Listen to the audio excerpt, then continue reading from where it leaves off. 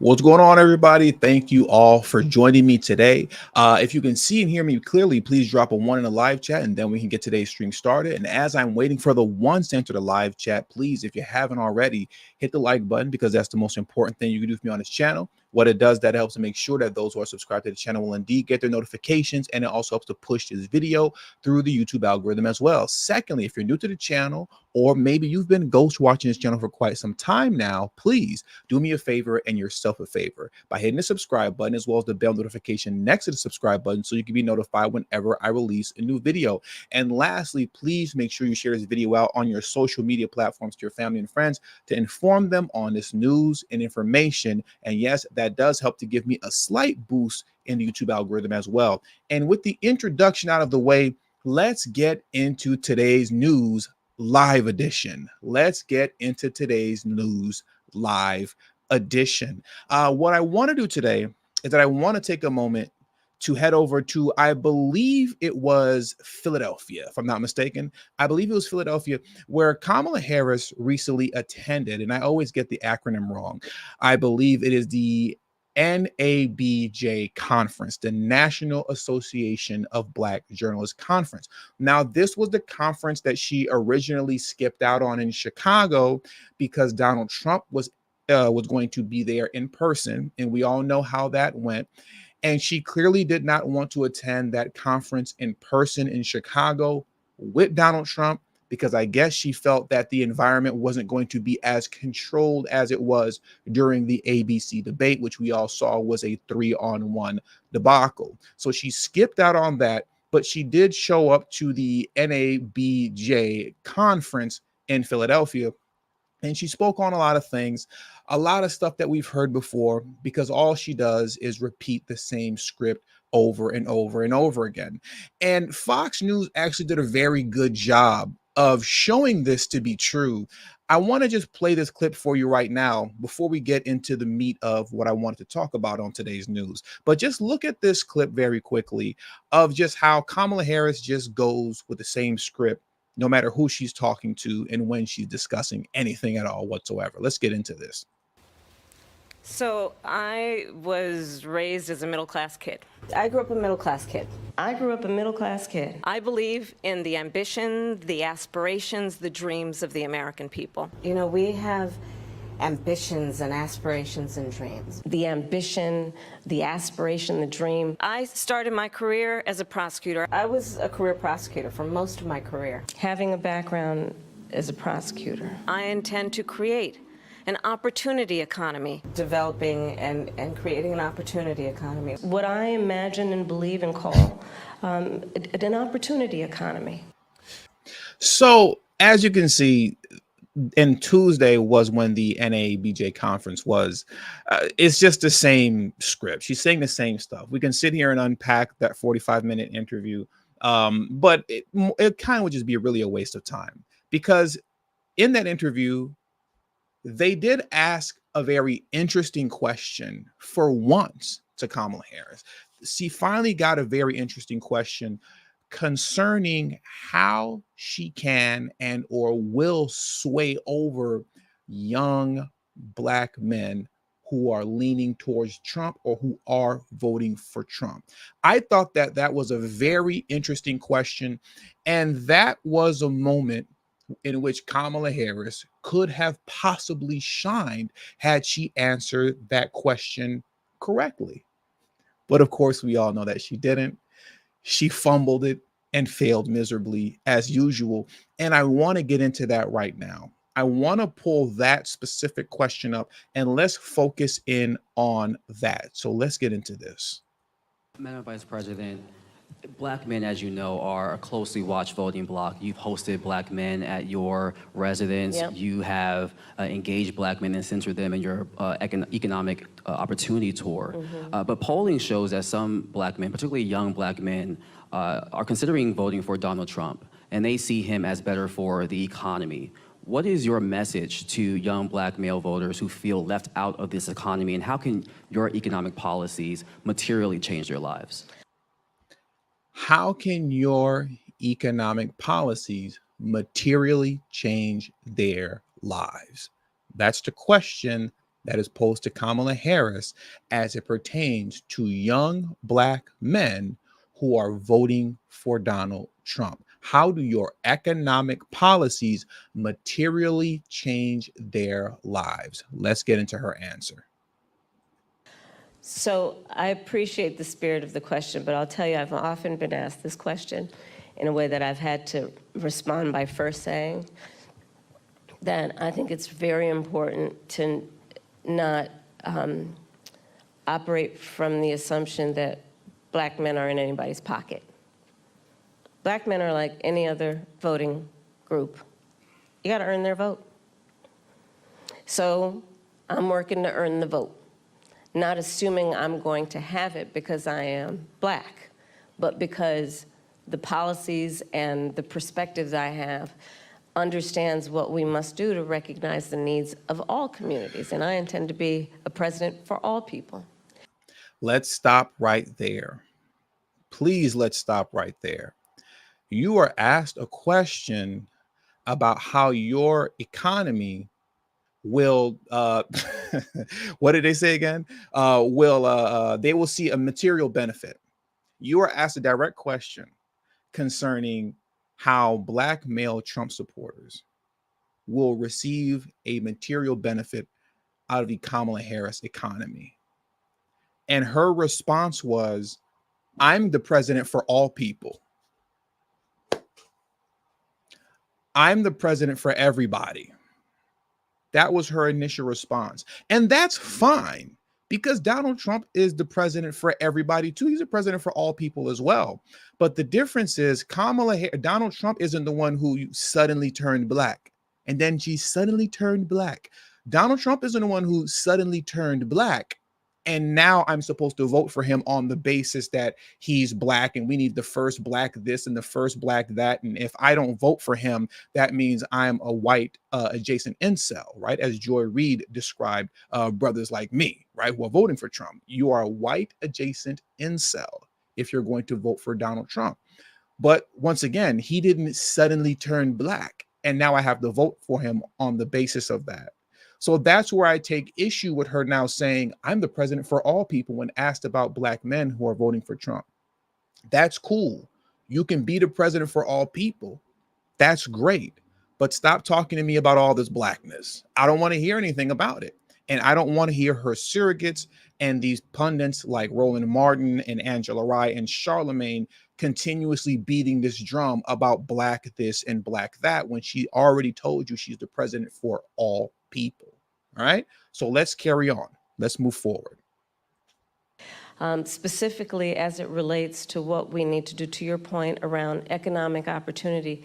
Yes, I started way before I was at the top of the ticket at what I called an economic opportunity tour, focused on Black men.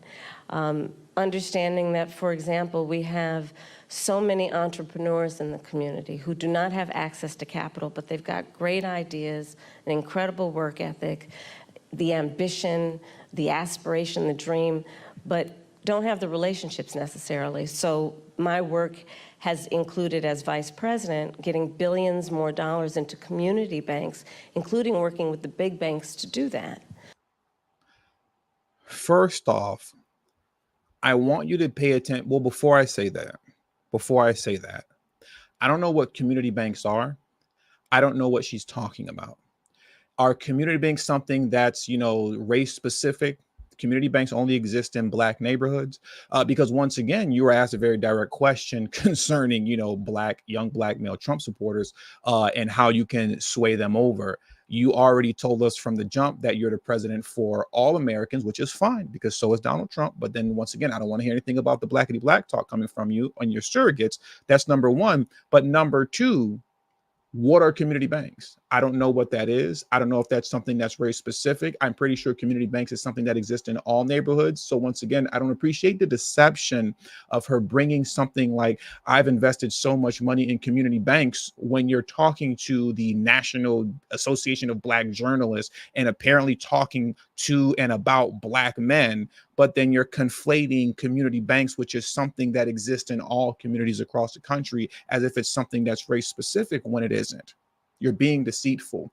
And lastly, before we bring this thing to a close, because I've been wanting to speak on this a lot too, she is being deliberately deceptive in her answer right now, because what she is preparing to do is conflate startup capital with tax deductions. And she does this every time she brings the point up that she's going to bring up right now. Watch this. I'm going to rewind it back just a little bit and pay attention to how she is intentionally deceitful in conflating startup capital with tax deductions, which are tax write-offs. Those are not the same thing. Let's get into it. Economic opportunity.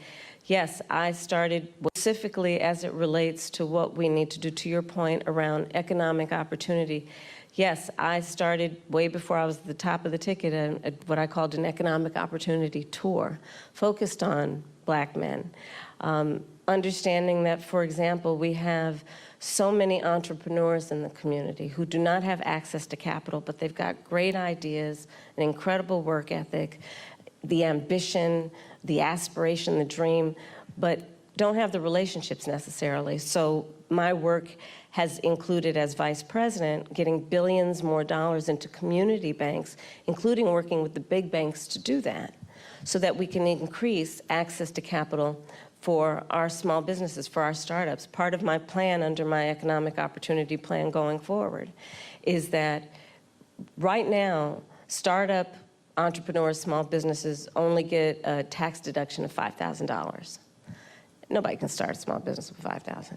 So nobody starts a business with a tax deduction of $5,000 in general. You don't start a business with a tax deduction of $5,000.